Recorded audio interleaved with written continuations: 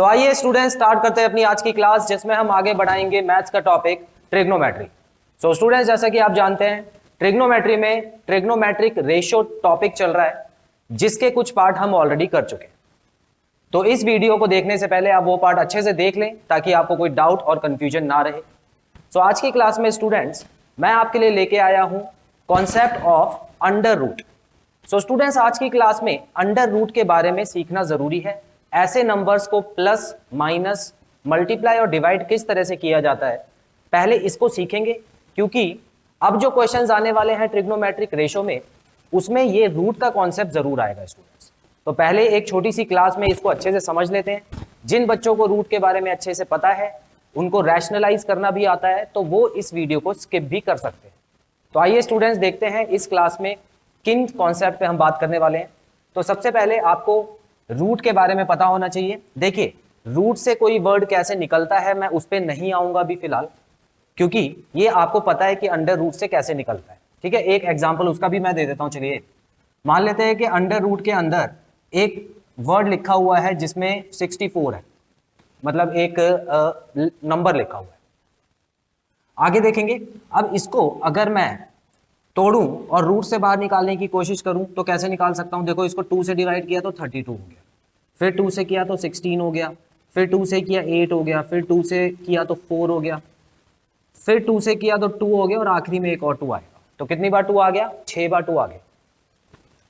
अब मैं इसमें क्या करता हूं, ये जो फैक्टर्स निकाले मैंने उसमें पेयर बनाता हूं, और पेयर जो बनता है उसका एक नंबर मैं बाहर लिख लेता हूं, मल्टीप्लाई बाय 2 मल्टीप्लाई बाय 2। ठीक है, तो ये क्या हो गया? 8 हो गया। अब इसको 6 लिख देते हैं कोई कोई बच्चे, है ना। तो 6 नहीं है स्टूडेंट्स, याद रखना कि 2 की पावर अगर 3 होती है, या 2 जो है वो इस तरह से लिखा होता है 3 बार, तो वहां पे 8 होता है। तो ये चीज आपको पता है स्टूडेंट्स। मैं जो अभी बात करने वाला हूं उसमें मैं आपको ये सिखाऊंगा कि अंडर रूट 3 और अंडर रूट 3 लिखा हो तो, ये एडिशन में लिखा हो तो कैसे करते हैं। उसी तरह under root 3 minus under root 2 लिखा हो तो कैसे करते हैं। ठीक है, उसी तरह मल्टीप्लाई और डिवाइड के भी कुछ क्वेश्चंस हम करेंगे। तो आइए स्टूडेंट शुरू करते हैं।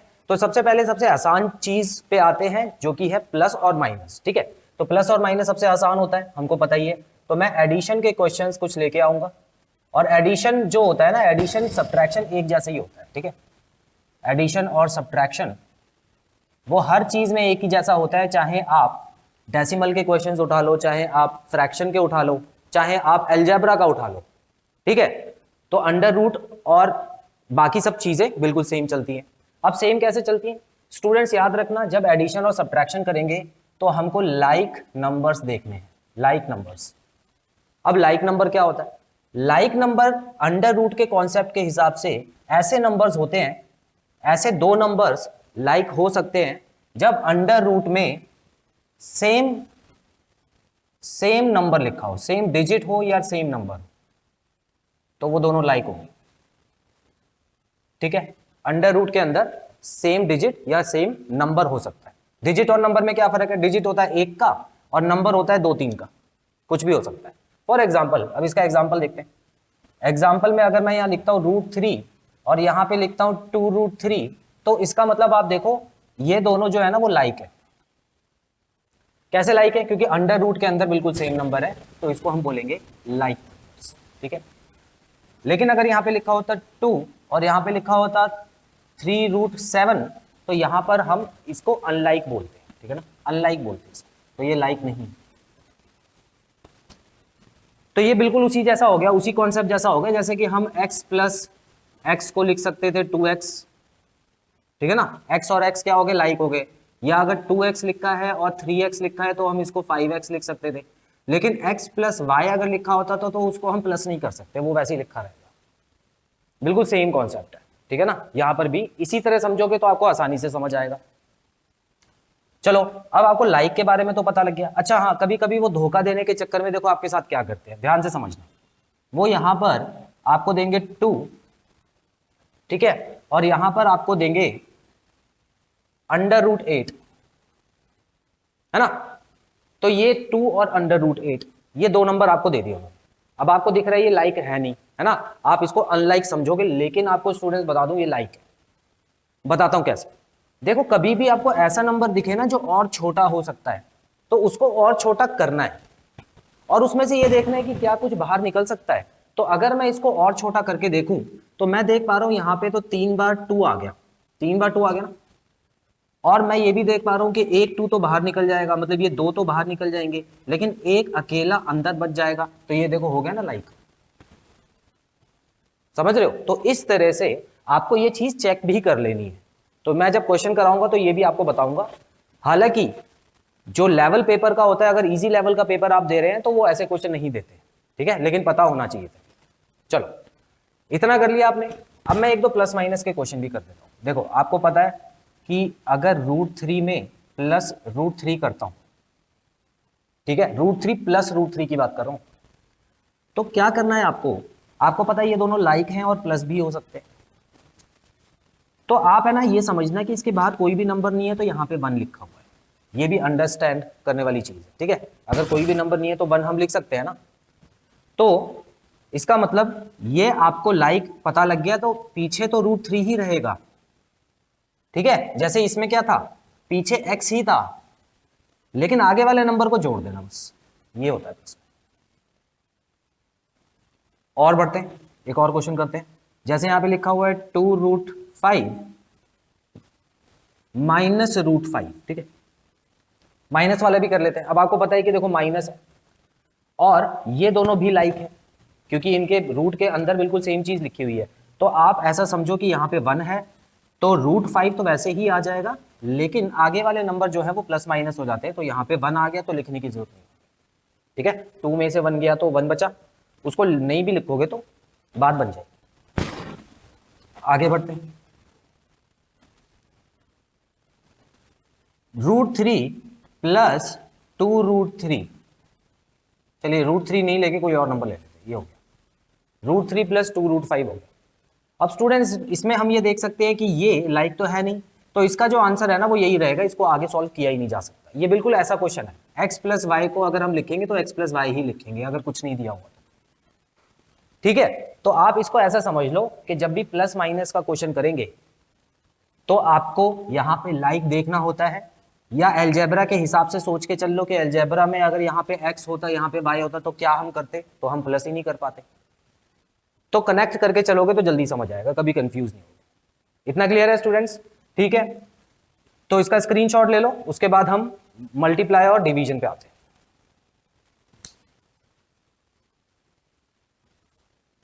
तो चलिए स्टूडेंट्स अब हम करते हैं मल्टीप्लीकेशन के क्वेश्चन। पहले इसका कॉन्सेप्ट समझते हैं।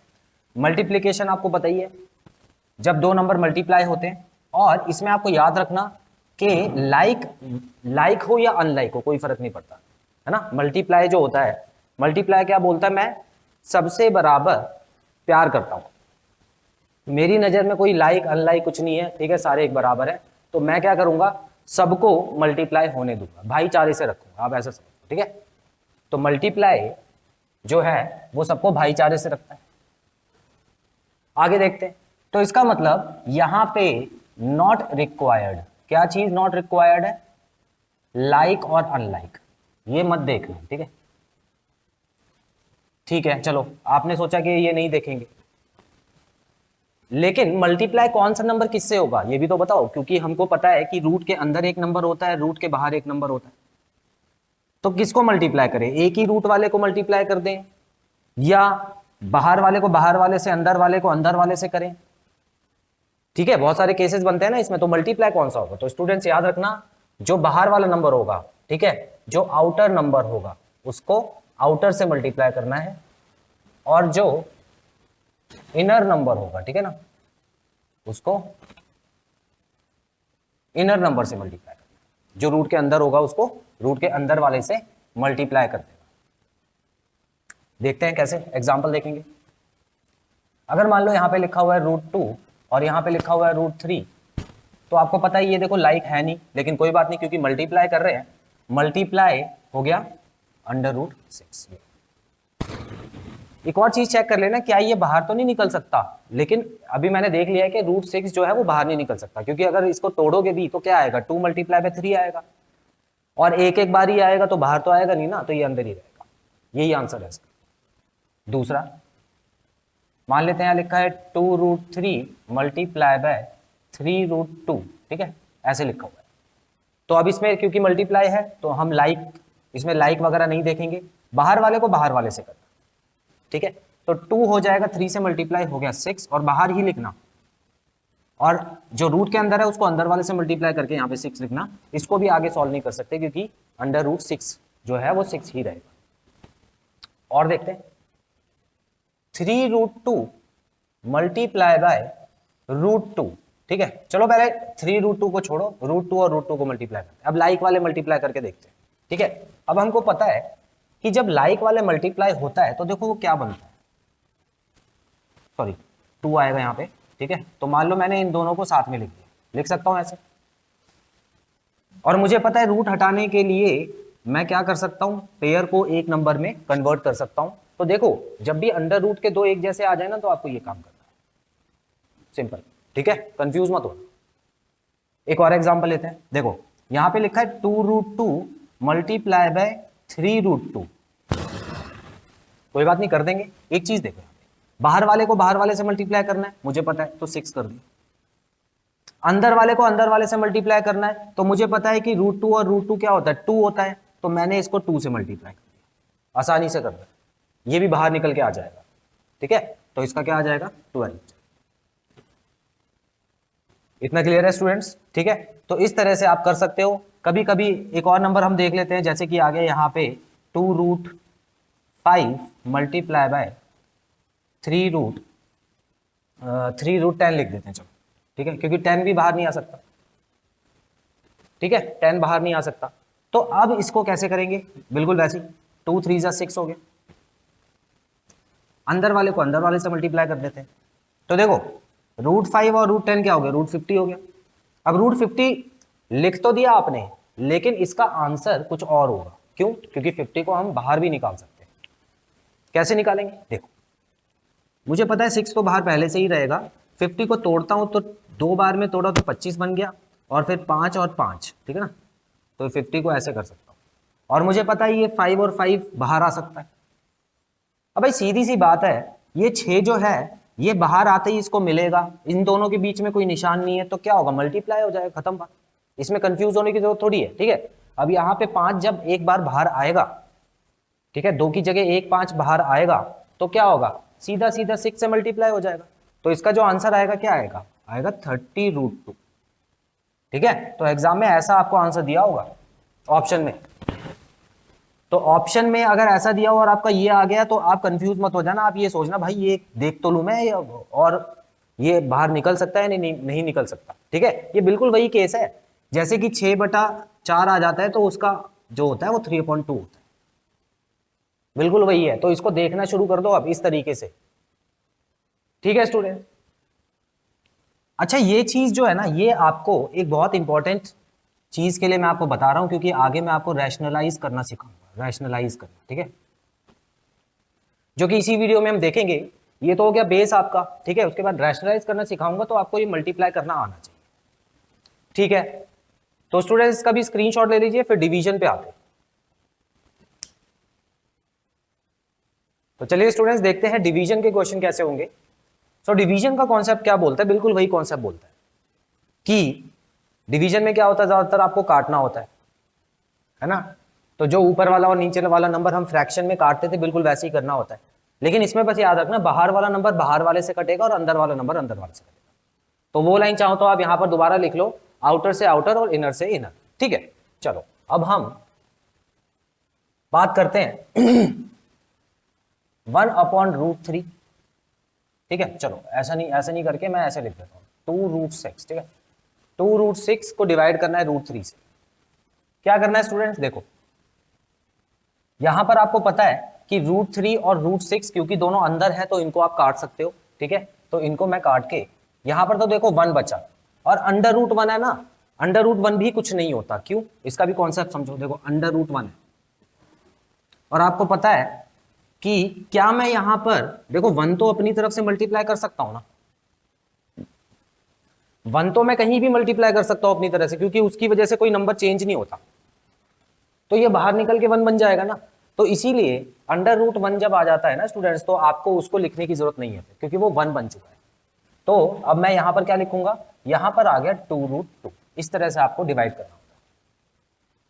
दूसरा देखेंगे, मान लेते हैं यहां पे आ गया 6√10 और यहां पे आ गया 3√6।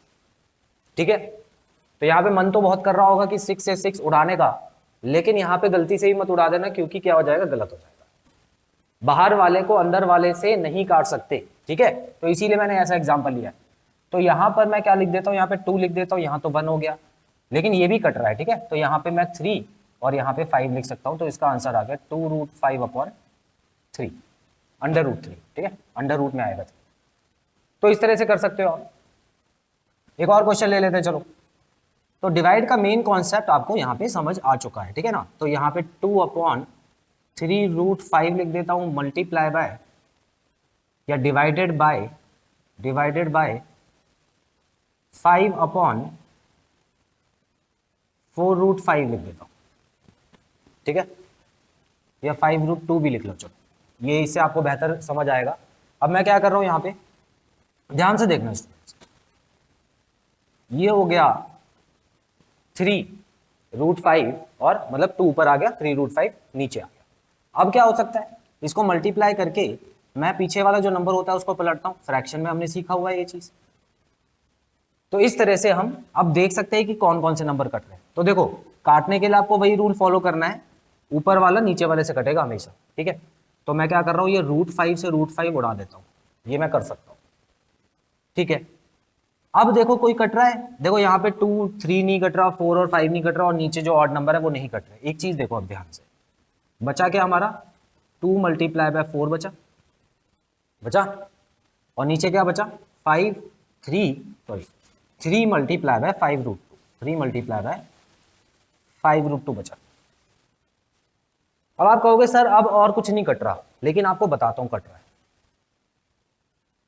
कैसे। कट रहा है वो देखो स्टूडेंट्स, यहां पे √2 अंदर है और यहां पर क्या है, यहां पर जो दोनों नंबर लिखे हैं वो बाहर है ना, इतना तो दिख रहा है। और मैंने अभी अभी बताया था बाहर वाला अंदर वाले से तो कटता नहीं, लेकिन सोचो मैं इसी को अंदर ले आऊं तो कर सकता हूं, बिल्कुल कर सकता हूं। देखो कैसे, जब मैं √2 और √2 को मल्टीप्लाई करके 2 लिख सकता हूं, तो मैं 2 को √2 मल्टीप्लाई बाय √2 भी लिख सकता हूं, याद रखना, ठीक है। तो ये जुगाड़ भी चलता है, दोनों तरफ का जुगाड़ चलता है, पता है आपको, इंडिया है ये। तो यहां पर 2 मल्टीप्लाई, इस 2 को मैं क्या कर रहा हूं, क्योंकि मुझे दिख रहा है कि इस 2 में से मैं 2 √2 निकाल सकता हूं, एक 2 को तोड़ दिया मैंने, है ना, ये भी 2 ही लिखा हुआ है। और 4 को वैसे ही लिखे रहने दो, 4 को वैसे ही क्यों, क्योंकि देखो एक √2 ही तो है नीचे, उसको उसी को काटना है मुझे, 5√2 ये होगी, ठीक है। तो इससे इसको उड़ा सकते हैं। अब कुछ नहीं कटेगा। अब देखो ऊपर क्या बचा, 4√2 और नीचे क्या बचा, 50। तो इस तरह से भी करना है, नजर रखनी है हर तरफ, ठीक है। तो कोशिश ये करनी है, देखो रूट जो चैप्टर होता है या रूट का जो कॉन्सेप्ट है, उसका एक मानना है, उसका ये मानना है कि नीचे अंडर रूट नहीं होना चाहिए। नीचे अंडर रूट है ना, तो उसको हटाओ किसी ना किसी तरह। अब यहां पर तो मुझे एक आसान तरीका दिख गया हटाने का, लेकिन जब मैं आपको रैशनलाइजेशन कराऊंगा, मतलब रैशनलाइजिंग कराऊंगा, रैशनलाइजिंग, ठीक है, तो डिनोमिनेटर को जब रैशनलाइज करते हैं तो उसमें यही करेंगे, उसमें जो नीचे रूट होता है ना उसको हटाना होता है किसी भी तरह। तो फुल कॉन्सेप्ट जो कि है आने वाली क्लास में लाऊंगा, ये बिल्कुल उसी तरह का है जैसे कोई रेशो होती है ना स्टूडेंट, देखो 1 और 2 होता है और 3/2 होता है, तो कभी भी हम ऐसे रेशो को नहीं लिखते, है ना। रेशो को हम कैसे लिखते हैं, नॉर्मल टर्म्स में। तो ये जो 2 है, 2 कट गया और 1:3 हो गया रेशो, ताकि समझ आए। अब एक तो रेशो लगा रहे हो आप और ऊपर से उसको फ्रैक्शन में भी दे रहे हो, तो कैसे समझेगा इंसान। तो यहां पर उसको बोलोगे 1:3, तो उसको ये समझ आएगा जो पहली वैल्यू है उससे 3 गुना दूसरी वैल्यू है, कम से कम ये समझ पाएगा। तो इसीलिए स्टूडेंट यहां पर जब रूट लगा होता है तो डिनोमिनेटर का जो रूट होता है उसको हटाना होता है। ये रूल है, ये गोल्डन कॉन्सेप्ट है, इसका लिख लेना, ठीक है। There should be no roots in the denominator, in the denominator, और अगर होता है तो उसको हटाना है आपको, ठीक है। ये हम अगली क्लास में जब मैं वीडियो लेके आऊंगा आपके लिए तो उसमें सीखेंगे कि किस तरह से रैशनलाइज किया जाए, ठीक है। तो फिलहाल स्टूडेंट्स हमने प्लस माइनस डिवाइड और मल्टीप्लाई का बेसिक कॉन्सेप्ट अच्छे से कर लिया है। आप इसका स्क्रीनशॉट ले लो, उसके बाद मैं वीडियो को कंक्लूड करता हूं। सो स्टूडेंट्स, आई होप आपको सभी क्वेश्चन अच्छे से क्लियर है और कोई डाउट नहीं है। तो बहुत जल्द अगली क्लास में मिलते हैं जिसमें मैं आपके लिए लेके आऊंगा rationalising of denominator. So students, till then, take very good care of yourselves. Have a nice time. God bless you. Bye bye.